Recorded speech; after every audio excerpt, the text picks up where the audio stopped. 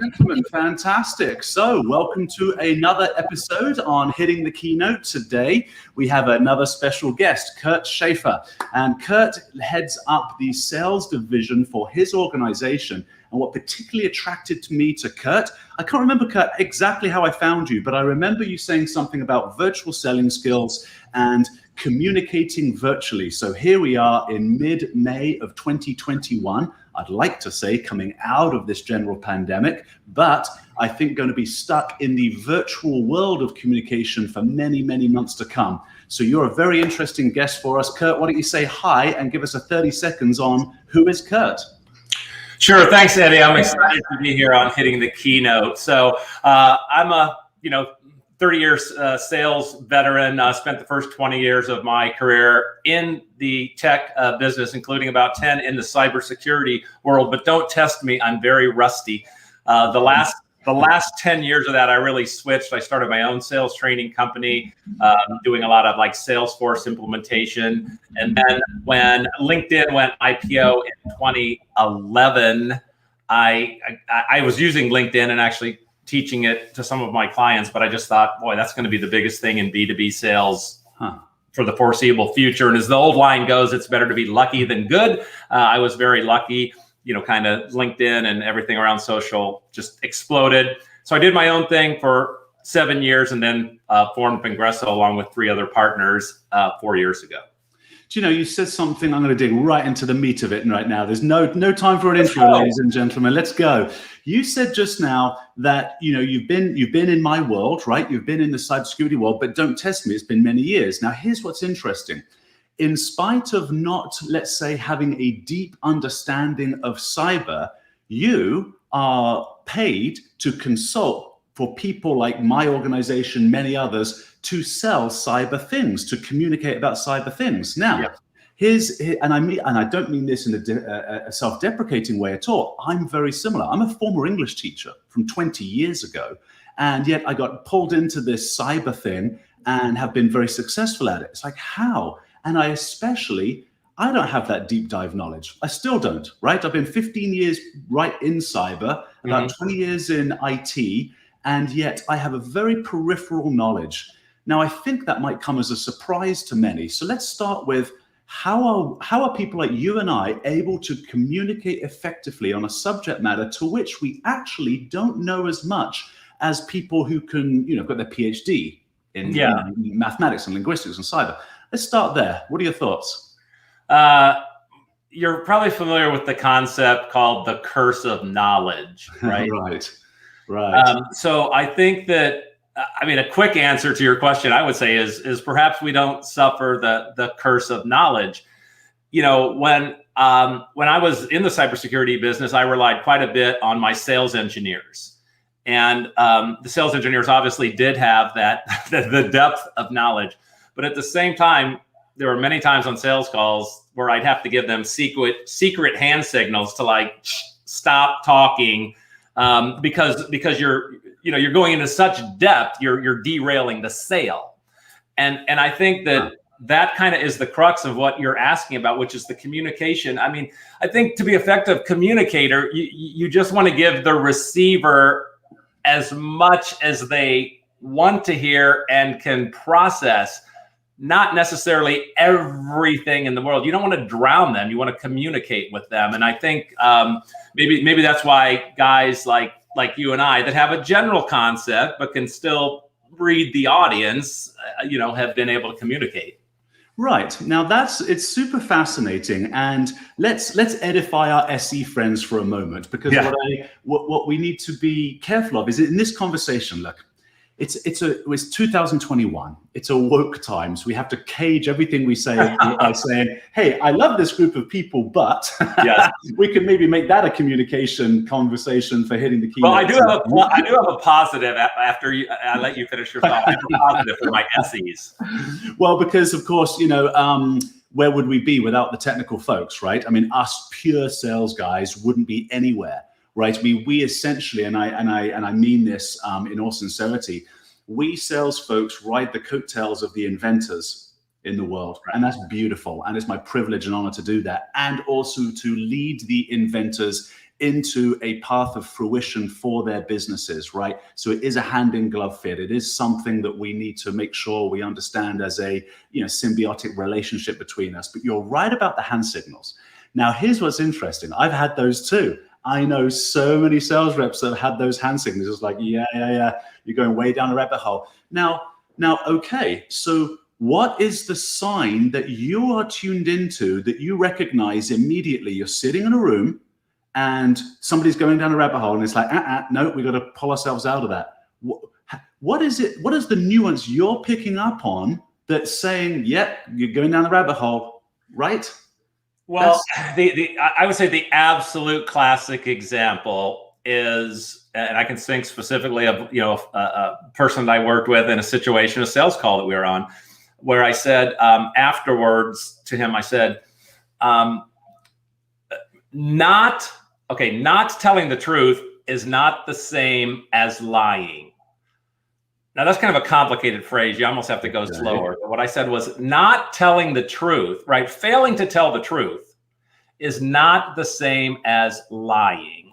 So the example was they did just get into such a rabbit hole that they got down into areas that our product could not address or wasn't particularly strong at, but that did not matter at all to the customer in their evaluation, right? So again, I sort of liken it to one of these situations where they just, let's take it completely out of cyber and just a general thing. Let's say you're going to buy a car, and people are pretty interested in a car, and the sales engineer for the car comes out and says, this is a great car. It'll fit your family, plenty of room for the dog. It's got enough capacity to tow the boat, and it's got a 10-year warranty. However, it will not withstand a direct hit from a meteor.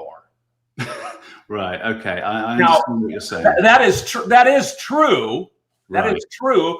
But it has nothing to do really with their evaluation, and it casts this like negative light. Now they start wondering, well, what else won't it do? And so that's the example. Right. I think we need to improve on that sentence though. Not telling the truth is not the same as lying. Correct. I think that today, given the transparency that the internet has put on everybody, and I think also the progress we've made in our society for being decent, upstanding citizens, we want to cage everything we declare with some kind of, but just to make sure I'm not being misunderstood, all of this, it won't be hit by a meteor and all these other things. Right. Yeah. Like the disclaimer you get in an email that has like 15 sentences at the bottom. Right. Exactly. That's better. It's like a disclaimer, isn't it? So I think what we need to do then is we need to say that, a disclaimer is, well, look, disclaimers are there in the contracts. That's for the general counsel. Right. I suppose that's where we put that conversation. Right. Yeah, we won't withstand a meteor impact in this car, not even an Elon Musk Cybertruck, right? But let's put that in the contract for the terms and conditions of general counsel. But let's focus on the fact that Cybertruck is kind of bulletproof, except when you throw a rock at it multiple times. Yeah. He'll get there. That's a very good point. It's kind of the difference between the proposal and the contract. There you go. That's right. We're going to do everything we said, but there is a bunch of stuff this can't do, and we want to be clear that it can't, but that's for lawyers to take care of. Because guess what? We live in a world where we get sued every 5 minutes, all this kind of stuff, where people will point you out for any tiny little failure or spin narratives around a failure to make a small thing look really big. Good. Okay. So I like that. That's a great one. And so, going back to that meeting, you've got the hand signal. I'm wondering if there are communication cues that probably aren't verbal that you're picking up on where you're able to say, you know what, we're going down a rabbit hole. Like what does that look like? And especially what does it look like in the virtual world? Because surely it's a lot harder to stop our colleagues from going down rabbit holes on Zoom meetings than it has been in person meetings. I don't know. I think it's actually easier. Okay. I think it's easier if your team is trained to do it, right? Because you can literally use the back channel chat, right? Let's say like in a Zoom. So we have team calls all the time, and we as a virtual sales trainers, you use that quite a bit, back channel chat amongst the team, like they're going this direction, or say this, or give me the baton back, or things like that, which is tougher to do if you're sitting in the conference room. Now, number one, you have to be trained and kind of aware of it to kind of go look at it. You also got to be a little careful. I was on a call last week where in our case, it wasn't we were presenting to a prospect. It wasn't my team, but the prospects team had 4 or 5 people on it, and they sent what they thought was a back channel chat. Oh no. Yeah, which sort of went to everybody. It actually ended up giving us quite a bit of insight into actually moving the sale along, but they didn't mean to reveal their hand in that manner. So from a communication standpoint, I think if you are in a virtual thing, to use that back channel chat is really very effective, right? It's so much more effective than kicking them under the table. Yeah, that's right. And it's obvious when you're doing the wink, right? Yeah. So you know what? Technology. Yeah, usually, I mean, going back to, I think the intent of your question was in the real world. In the real world, again, if you're a seller trying to lead a conversation and move the sale forward, and there's somebody else backing you up from a technical standpoint, you're just listening for things, like you say, you're going down a rabbit hole. It's going off topic. It's not the question the customer asked. In most instances, if you can't give them the zero eye stare, then it's just a matter of sort of verbally, but hopefully not too awkwardly, just speaking up and kind of taking the conversation back. Right. And so let's explore vocabulary for that, right? Because that is kind of an awkward moment. And I tell you what, it also depends on the character of the people in the room, because some people don't like being interrupted. It's a tough thing, right? So let's think about respectful ways to interrupt while sort of saving face, I guess, in front of customers. For me, I like to say truth is always, no matter how painful it is, the best thing. So I would likely, and this is too rough, so I want you to improve on this, I would likely just blurt out, you know what, John, right? I think we're going down a rabbit hole here that isn't as interesting. Pointing to the customer, what do you think if we go back to blah, blah subject? Now that's a little rough, and it depends on how good my relationship is with the SE, right? With the person that I'm speaking to there. Can you improve on that at all? I mean, in a lot of times, Eddie, in a meeting, you're pressed for time. I would turn to time. So a lot of cases, you're pressed for time, particularly if it occurs that you start going down a rabbit hole, because that's starting to eat up time that wasn't really planned to spend. So I would be more likely to do this kind of a thing and just say, sorry to interrupt. I realize we have another 20 minutes in our time here. And, on the agenda, you wanted to cover this and this, which we haven't covered yet. If we want to cover those things, we're going to need to move on and get into those. If you still want to find out more about this topic, perhaps we can do it, later time, or we can send you the white paper, something like that. So I would blame it on the time constraint. Right.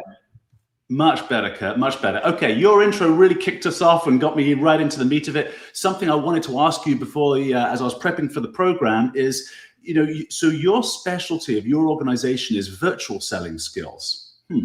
Let's start at a high level. The difference between the virtual world and the real world in selling skills, and selling skills being communication. This is what I love actually about the sales profession, is sales professionals are communication professionals. That's really all we are, right? So what's the big difference between real world, or call it real, physical world, and virtual? Well, I think you got to look at the tools, like what are the communication mediums that are available to you. So if you think back thousands of years ago, thousands of years ago, it was actually, the cavemen, and it was face to face. It was not, it's kind of funny when we get through this whole thing, we're almost back full circle. Here you and I are two cavemen. We're talking, we're looking at each other, and the eye just happens to be virtually. So, that's sort of the beginning of communication.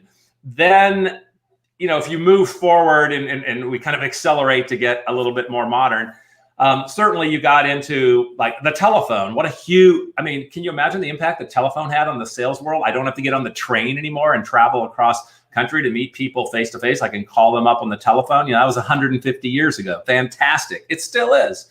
Then you look at the next one I would say is probably email. Email is like 25, 30 years old. Again, tremendous efficiencies to some sort. I mean, I know many people now would say we're kind of drowning in it. Yeah. And then you get, so all of that was last century, phone was 2 centuries ago, but the others were last century. Then you get into the 2 areas that we play in quite a bit, which is social networking. So social networking and social selling is a huge part of digital or virtual, whether it's using LinkedIn or Twitter or, other social networks that may lend themselves to your business. Now you're speaking to you're in the cybersecurity business. That's where most of your audience is. That's going to be a B2B sell. LinkedIn far and away is the 800-pound gorilla of social networks for B2B selling. And then the other aspect of it, which has really come on like crazy in the last 15 months, is video for selling. Now, there's 2 types of video, 2 fundamental types. There's 50 different type use cases, but there's 2 categories. There's asynchronous and synchronous. You and I are doing synchronous right now. If anybody was listening to us on the live stream, it is real time, right? We could, fall off our chair, or something crazy could happen. We're live, speaking live, and it's a 2-way dialogue. Right.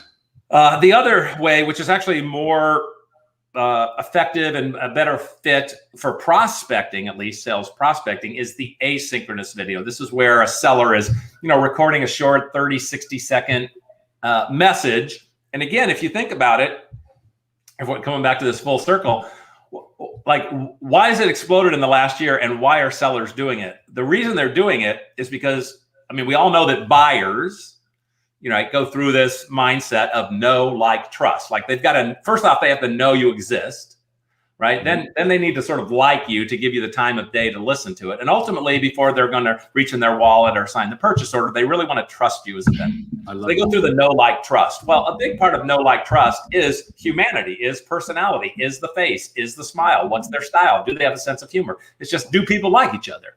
Yeah. And so the being able to send somebody, a short video, and they kind of see you and get a little bit of your sense, as opposed to just sending a text-only email, that's a really powerful communication. Right. Yeah. And how would you suggest people do that? Are we just talking about making MP4 on your phone? Like, what tools do you recommend, or are people using that are most effective in sending do you call it a synchronous video, right? It's a recorded video. Yeah. So what tools are people using? Well, that's a great question. We could do a whole hour on that. At its simplest level, pretty much everybody has their own studio. They have a super high quality camera, right, and a recording studio in their hand. So to simply even do it raw is a great starting point. But as you might imagine, particularly over the last 15 months, there's all these apps, video messaging apps that have popped up. There's like 10 or 12 of them now, and they all have varying degrees of either focus, or in some cases, I would say, like, sophistication. The real differentiating point is whether they're built for an individual's use, like a real estate agent, or are they actually built for an enterprise? And most of the differences, if I say would somebody like Checkpoint, most of the differences come into the fact of, do they have a centralized approach to, like, the content, content library? Can people share things back and forth? And is there a dashboard that tracks the metrics on the back end, so we can see what's more successful, who's using it the most? Right. Yeah. That's right. look, that's sales management 101, right? If you can't measure it, you can't improve it. Absolutely. Right? So it almost doesn't matter how the MP4 gets created. What does matter is that it's within a system where you can track its effectiveness and you can tweak. Right. So is there a system out there that currently does that? Right. Yeah, there are a lot of them. Right. I mean, to give you the name, the one that we use internally and train clients on is called OneMob. OneMob. It's very popular. OneMob. Yep. OneMob. It's a very popular enterprise configuration. And I'll tell you, I'll share with you probably what's the most powerful thing about a recorded video that most people probably aren't aware of or haven't really thought of. I mean, the obvious benefit is, okay, I'm recording myself. It's a little message. They see me. It's personality, and the viewer gets it. Okay, that's great, and it's got its value, and it has higher, like 300 times the open rate of a text email, and all these great things.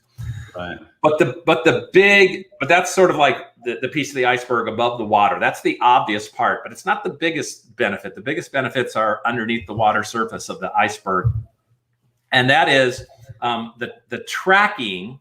The tracking ability, Eddie, is super valuable for a complex sale, which is the case for most B2B sellers. You know, we were just talking about the size and, you know, the enterprise focus for Checkpoint. You know, in that case, I'm sure you're going to have, you know, the network engineer and the CISO and the CIO and the CFO and probably 7 other people are, you know, they're all in this buying committee, influencing, et cetera, et cetera. So when you use these videos, what happens is a lot of times you'll send them to somebody on the buying committee, your champion or, you know, somebody, and then they end up sending it to other people. Well, you can, it's an option, but you can leave it totally ungated, or you can say, you know, hey, you know, you have to submit an email to view the video. Right. When that happens, you start to get tracking. And what often happens is you send it to your champion, and a day later, you go back and look at the dashboard and you see like 5 other emails that have watched the video. Well, then all you've got to do is look at their format. You know, it might be first name, last initial, first initial, last name, you know, Eddie.Doyle at, you know, whatever their format is. You just go into LinkedIn, you reverse engineer it, you look everybody up, and voila, you've got an org chart of everybody that's on the buying committee, and you know what content they're consuming. So it's tremendous insight for the seller in a complex sale. Do you think that making it a gated asset prevents some people from entering their email address? I know when I'm asked to give an email address, I'm usually like, don't spam me. So I mean, the answer is of course. I mean, the answer is of course it's going to prevent some. You know, the question nobody can answer is what percentage. Yeah. So there's a little bit of a strategy. There's a little bit of a strategy to when do you gate it and when don't you gate it. A lot of it has to do with where are you on the in the sales funnel? Where are you in the sales funnel? Right. You know, if it's like very top of funnel and you're just generating interest and things like that, you know, I would say there's less of a need to do that. You're kind of just trying to get the word out there, kick some dust up, you know, see if somebody bites type of a thing. As you start to move down and you say to yourself as a seller, hey, I'm gonna invest my time or my team's time into chasing this, then you sort of want to get more feedback about, is this do I have a good chance to win it? Is it a qualified thing? You know, are other people in the organization really involved in this, or is this the one person's lark? And so those are some of the things that we're teaching in these video skills. And I think by the time you get closer to the bottom of the funnel, let's say somebody from the CFO's department, because you're talking about, you know, getting quotes and getting on the vendor list, etc., those people would have to give the email address. And also they're more dedicated. So I think there's a higher probability that they would surrender their email, because this is a project that the CISO, the CIO have said, hey, get going on this thing. So that's really cool. I love that. It's a good tip. Okay, let's talk about the content of the video then, that communication piece. So let's say it's top of the funnel, And so you want to kick up dust. I love the way you said that, right? You want to create interest. Mm-hmm. What are we doing in that video? What are we communicating? What's the theme and the energy level? These kinds of things. The general message is similar to what you would do, let's say, in an email, or even if you're leaving a voicemail. There's kind of two ways to do it. You can either the best way is to go directly and personally to that person, right? High personalization to that exact person. Hey, congratulations on the promotion. Hey, I see you just spoke at the White Hat conference. Hey, I love your podcast, whatever. So usually, the best is always going to be that personal hook. Is there something that you can relate to on the person? Failing that, sometimes you get a prospect, you're like, man, that's the account I need to get into. That's the right person, but they don't really have anything on social. That I can't find anything about them.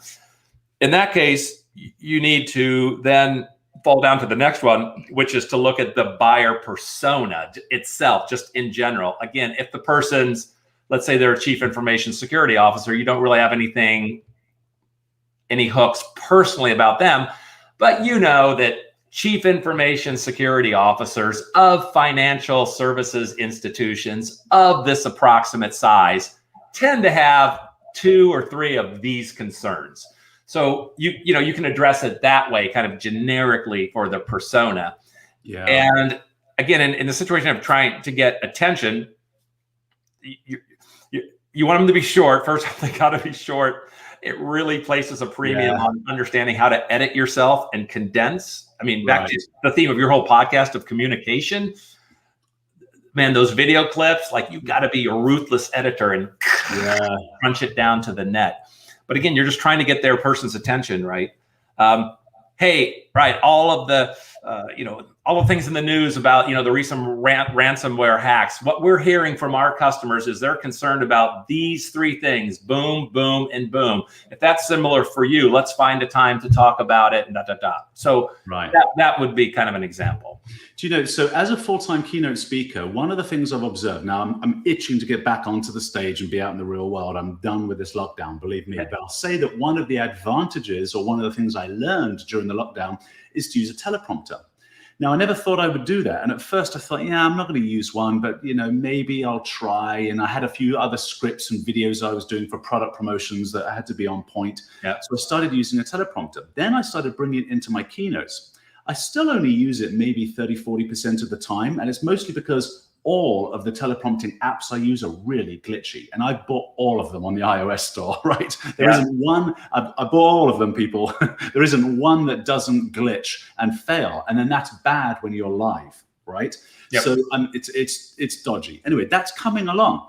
When I'm recording an MP4, I did a talk for NASA, for example, and I thought, I've got to be right on point.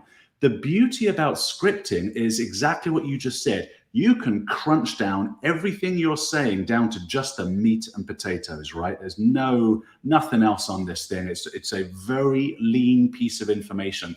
And that's a massive advantage for the recipient because, as you said, it's got to be short. Otherwise, people are going to be like, I don't care about your dog, Eddie. Click, delete, right? I'm out of there. Don't try to relate to me on a first date in that way, right? You saw that I was a dog walker on Facebook or some such silliness. So I love that. All right, let's talk about what people write in that script and how they can measure and improve upon it. So if they're using like a OneMob video app or some other video app, let's assume that they're getting the very basics of tracking, because I think most of this audience isn't using any type of tracking for video messages. Mm-hmm. So let's assume that just the basic, that it's being passed around. How do you know if your message is good or bad based on metrics? And then how do you know what words to change so that you can get a higher, it's like emails. Let me paint this picture for the audience. You remember back in the day, many years ago, I would imagine, when you were writing emails to attract people's attention to just get an email back, you constantly tweaked it. And then suddenly you got one back and you thought, oh, there's something good in the email I just sent. Not sure what it is. You send out another 100, you get a few more back, you tweak here, and maybe you don't get as many back. So you put something back in until finally the marketplace has tested your email so much that you've got this killer paragraph and you hold on to it. And that's your elevator pitch, right? So how do we do that in the video world? Well, again, I would say it's a different medium, but it's a lot of the same principles in other messages like email would hold. The real key, I think, is what you're asking me is, how do you get a response? And that comes down to, what is your call to action?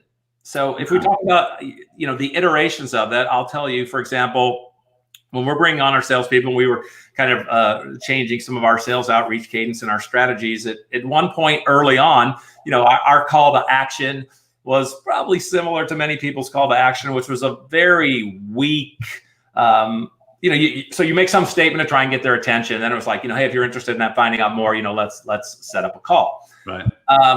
That's weak because people are they're just so busy. They're just so busy. So we changed it to be much more, what we believe to be much more specific and much higher value, right? And the response rates went up. So we changed it from, hey, if this sounds interesting, let's set up a meeting, to, hey, if that sounds interesting, let's set up a meeting. In that meeting, I will do research on your company beforehand of your sellers' LinkedIn activities, their profile, professionalism, and content sharing habits. And I will bring to you at least 3 specific recommendations that can immediately increase their prospecting using LinkedIn. Wow. That's hard. That is a hard value to offer people, right? Yeah. And so I think that's an example of how, to your point, you have to refine. If you're not getting the results that you want, how do you tweak and refine and then measure the results to see, did they work? I love your tweaking, as you called it. It's revolutionary, actually. It's much more than a tweak. I love what you've done there, because it essentially gives the recipient a great value for free. It says, I'm going to go do a bunch of work. You'd be a fool not to take this meeting because you're not paying me to do this. I haven't tried that one. That's right. You will eventually pay me, but that's the point, right? That is exactly the point of what I call the new millennium sales model, right? I will arrive with an asset, something of value for free. This is me earning your business, right? It's better than the day that I have this Xerox, photocopy machine and it does all this stuff and you should buy it now. It's, I'm coming to you and I'm giving you something for free. And here's the other thing. When you give a gift, people want to reciprocate. Yeah. Either with the meeting or with business. I'm kind of thinking about, I'm kind of thinking about your industry, and I don't know specifically if you do it, maybe some of your partners do it. It tends to be more of a maybe solution provider thing.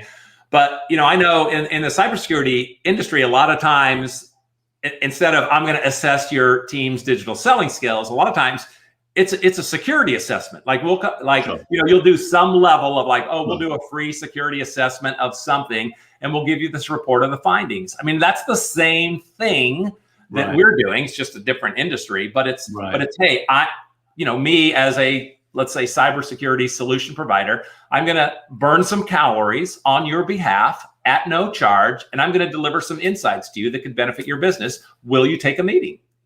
You're absolutely right about that. We have this thing called a security checkup, and it is by far, I think, the leading tool for our sales teams to enter into a dialogue with people and then eventually to win business. I'm actually surprised by that, Kurt, because to me, I know full well if somebody's coming to do a security assessment, they're going to find something. I mean, that's the whole point, right? It's kind of like a paid sales gig. There's a bit of skepticism in my brain for that. However, it seems to be working.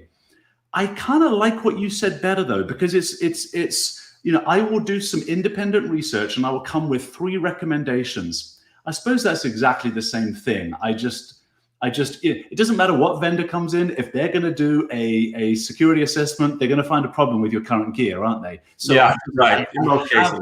I have some skepticism on that. However, we should do one for Checkpoint. Exactly. That's right. So, okay. Right. So it's kind of like what I call the Dropbox model. Dropbox, amazing. They gave their tool away for free for 100 gig or whatever the amount is. And then basically, here's the Kool-Aid. Do you like how it tastes? But you're only getting a little cup of it. Do you want some more? It's $10 a month. That's a couple of Starbucks, right? Excellent. And I became one of those guys right away. And I think they only converted 5%. It might be less, 3 to 5%, right? Somebody will have to fact check me on that, of all the Dropbox users out there. And that was a multi-billion-dollar valuation for that company, just by converting 5 to 10%. Yeah. So, and I also think it's a very beautiful sales model because, you know, as I say, you are being generous. You're giving something away for free. People love generosity and want to reciprocate. It does things like release oxytocin in your body, which makes you like the other person more. There's all sorts of amazing benefits by doing that. And yes, email is so 2012 to do, let's call it video emailing, right? Something like that. Yeah. I think is so much more effective as long as it's, how do your recipients receive the videos? Because if somebody sent me a link in an email to, let's say, a video that was on a Google Drive, it's like, yeah, forget it. That's too many clicks, right? So it has to be, you know, the one click thing, or do you disagree with that? No, I agree with that. You know, there is some, I guess, security concerns, really, in most cases.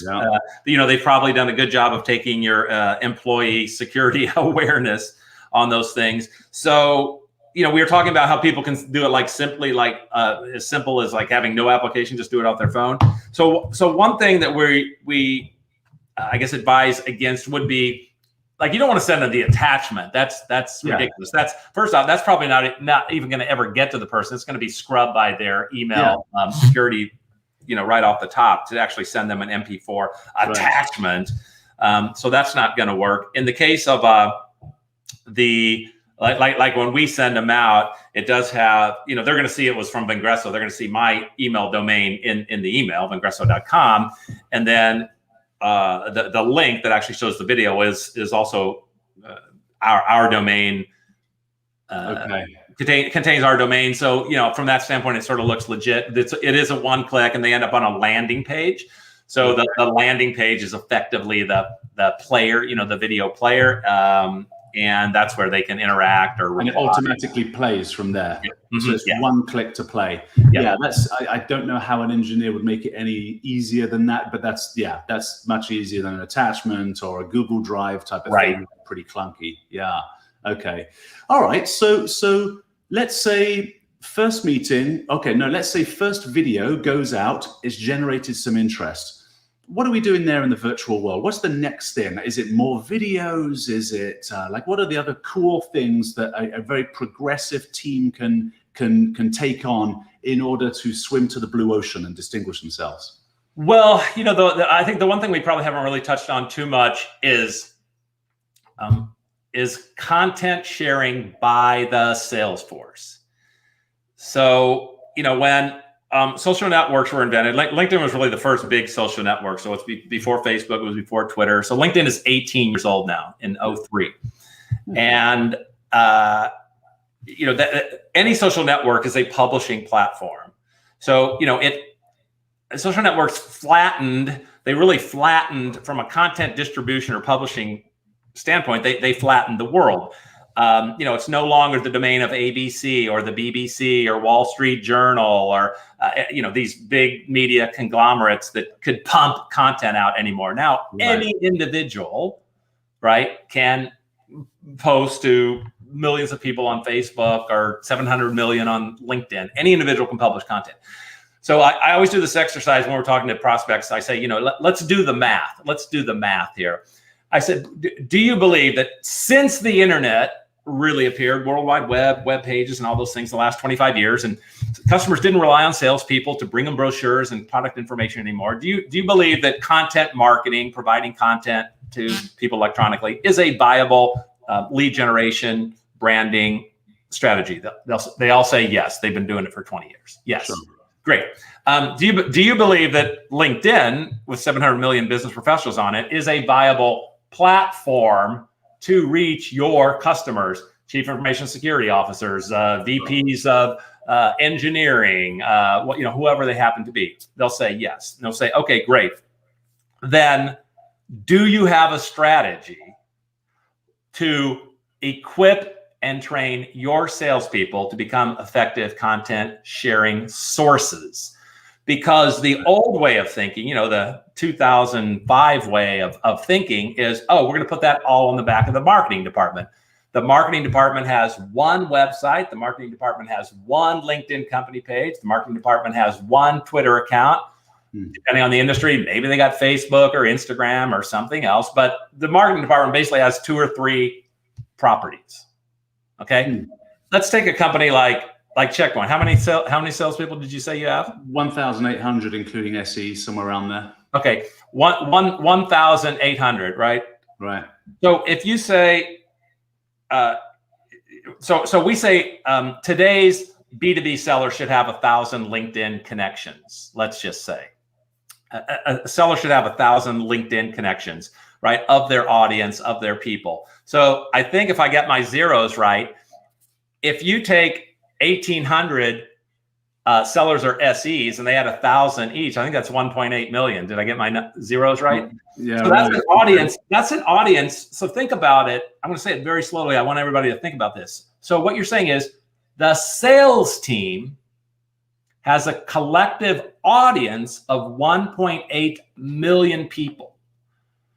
So if they are not trained and equipped to regularly share viable content about Checkpoint, about cybersecurity in general, about what's happening in business, if they're not doing it, it's basically like you've got a radio station broadcasting to 800 people, but you've turned it off and you're not using it. It doesn't make any sense. It's insane. You've got, so the amplification, that's why I always say do the math. If anybody that's listening just takes the number of I really say customer facing people. So I would include sales, I would include sales engineers, I would include customer success. Right. Really anybody that's customer facing, as they grow their professional network and they become a content distribution source, it is just going to, the reach is going to dwarf what marketing can do. Now this, right. You were talking about being, not offending anybody. I hope I don't offend any marketer. Yeah. But if you're a company with a good sized sales team that knows how to leverage social, it is simply math. They have the potential to dwarf the social impact that marketing can do.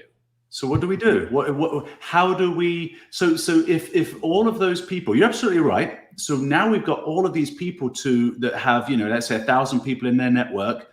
What are they producing content, or are they simply taking the content that marketing's doing on their one website and pointing all their people to the one website? What's the best form of communication there? So you just mentioned 2 out of the 3 types of content they should be sharing.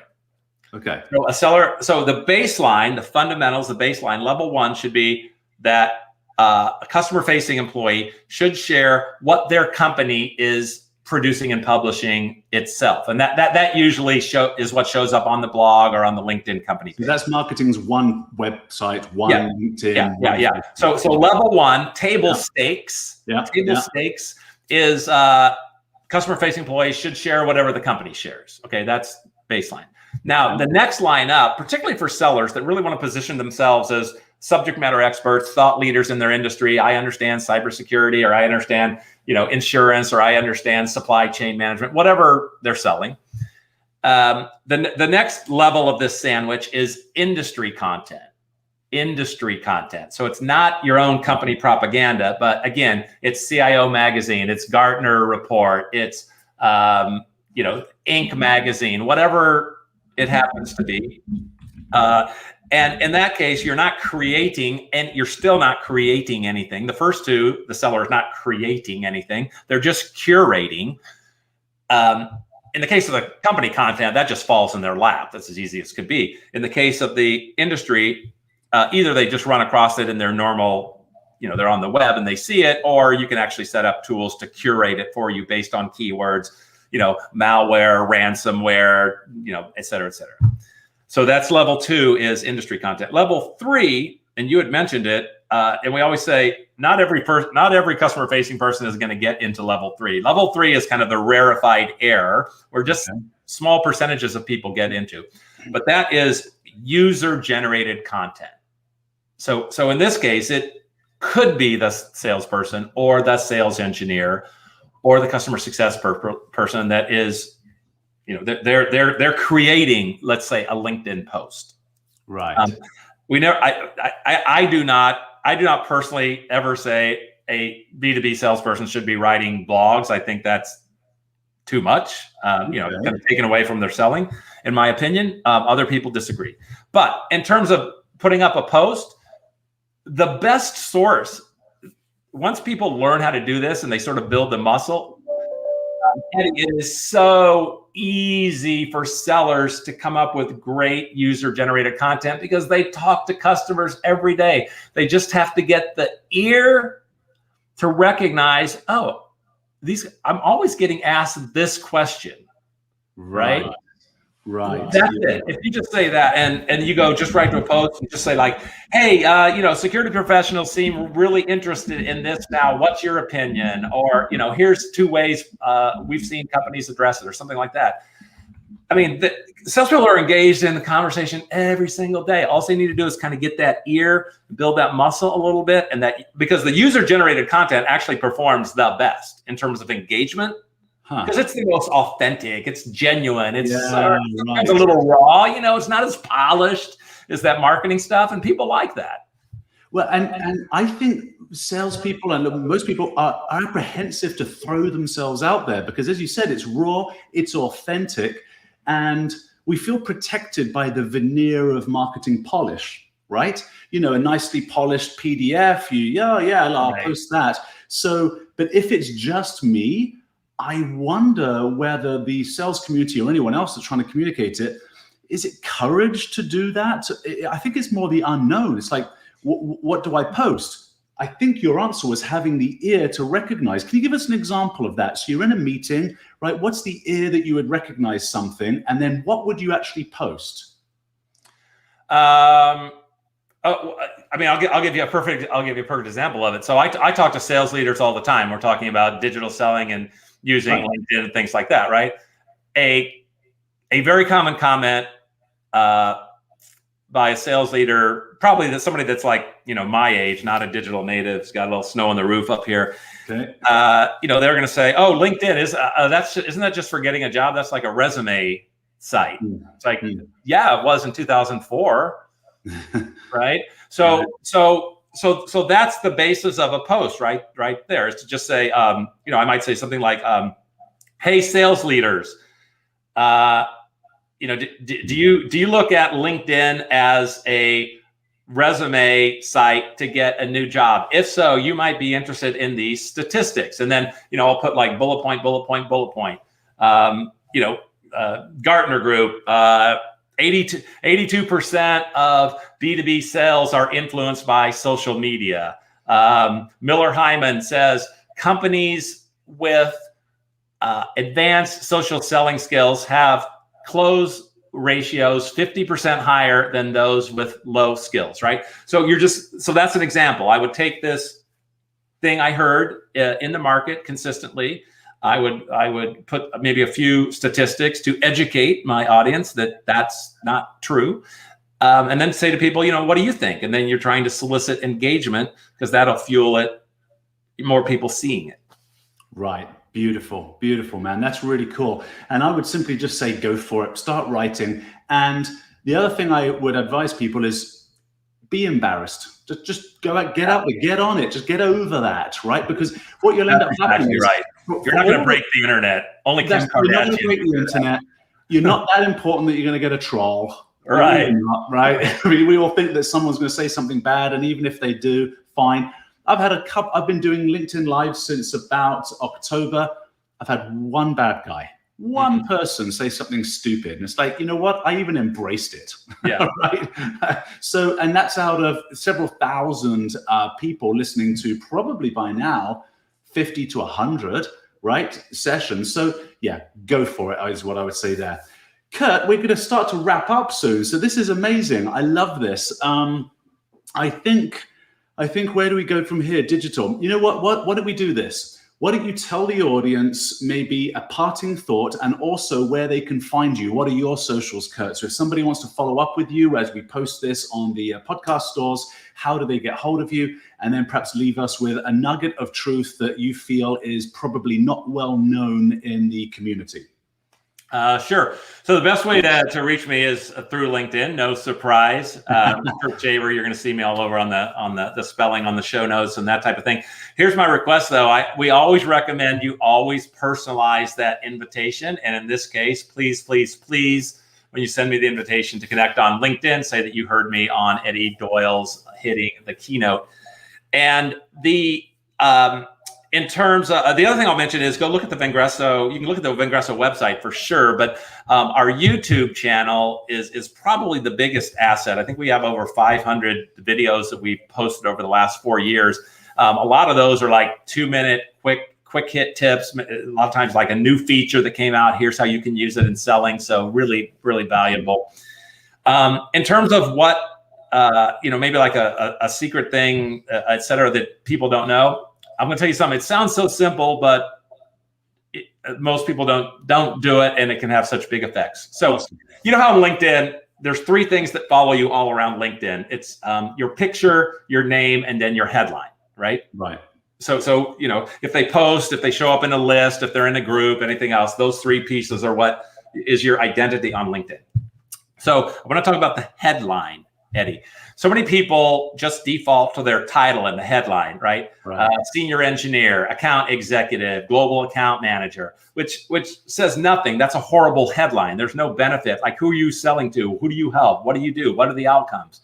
So a headline, you really want to, in a headline, it's not a title. You want to say, who do you work with and how do you help them, right? I help financial services industries protect their networks from cyber attack. That's a headline, right. Not account executive.